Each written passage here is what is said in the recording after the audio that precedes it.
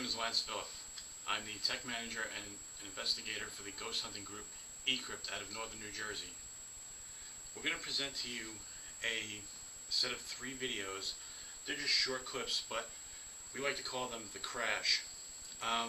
We were doing an investigation at the Burlington County Prison Museum in Mount Holly, New Jersey. It's a place that has an extreme amount of activity.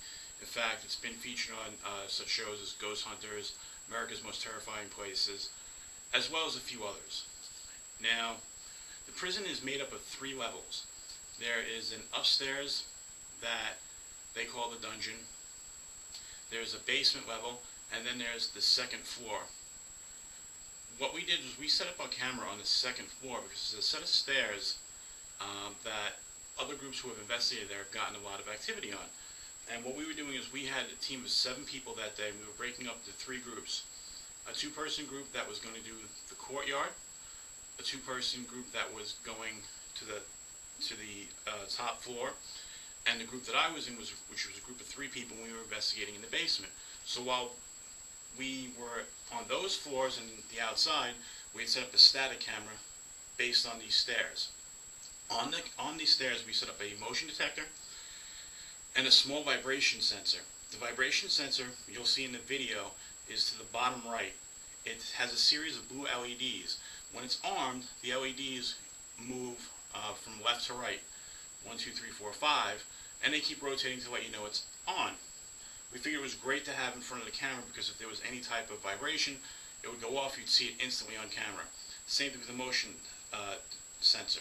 We had that aimed across the stairs. Well, we got with something that we just can't explain. From behind the camera, there's a huge crash.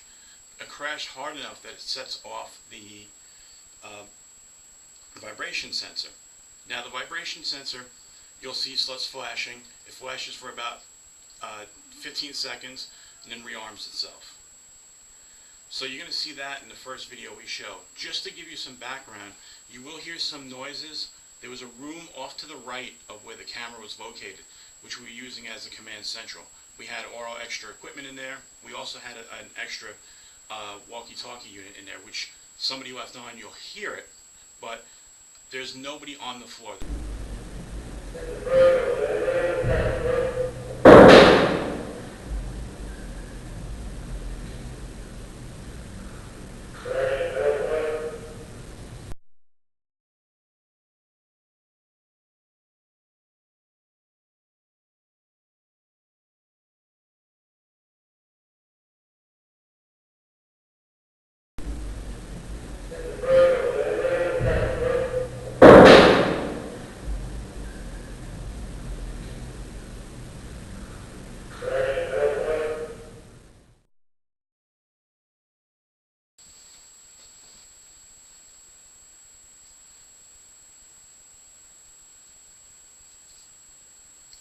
Okay, I'm just going to sum up again what you saw in the last video. As you heard in the video, there's the loud crash. It sounds like it comes from behind the camera. Now, that noise wasn't heard by anyone on the basement level.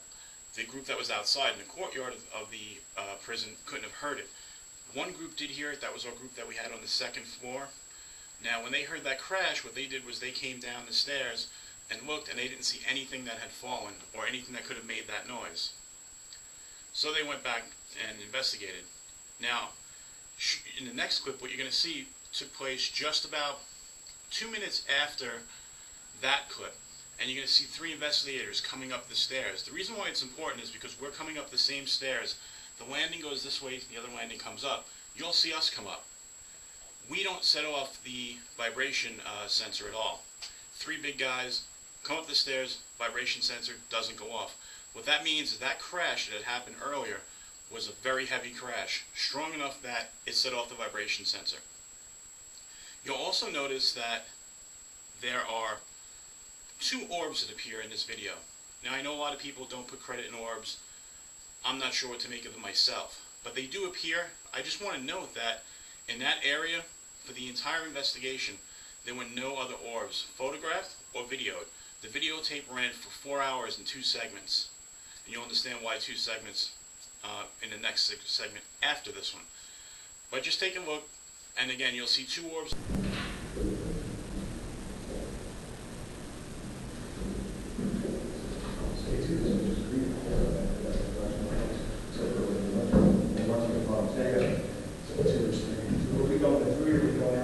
Your call. There's a switch up to outside to air. Yeah. All right, so I'm going to record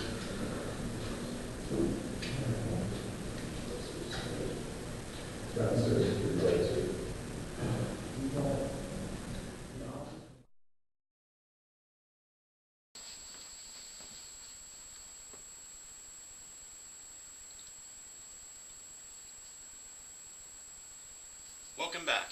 I just want to sum up again what you had seen in the prior clip. Again, the important thing about that clip was just to show that three big guys came up the same stairs and couldn't set off a vibration detector. Now, that just means that that crash that had happened in the prior video was a very powerful crash, strong enough that it sent waves to set that off. Again, there are two orbs that appear. Some people don't put a lot of credit in orbs. Again, I'm not sure what to make of them myself, but they are there, and again, no other orbs appeared in any photos or videos.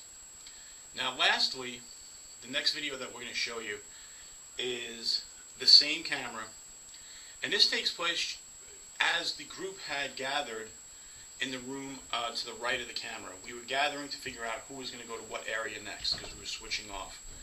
Now, the important thing here is that you'll hear a bunch of us talking on the right side, but we were all in one room with the static camera still going. Now, all of a sudden you're going to hear some type of pulsating. You're going to see the camera start to pulsate as well. And it's going to pulsate and basically turn itself off. We don't have an explanation as to why that happened, because the camera really never said it turned itself off again that night. We restarted it. It had 3/4 power when we restarted it. And again, you're just going to hear something, it sounds like pulsating, some type of electrical energy.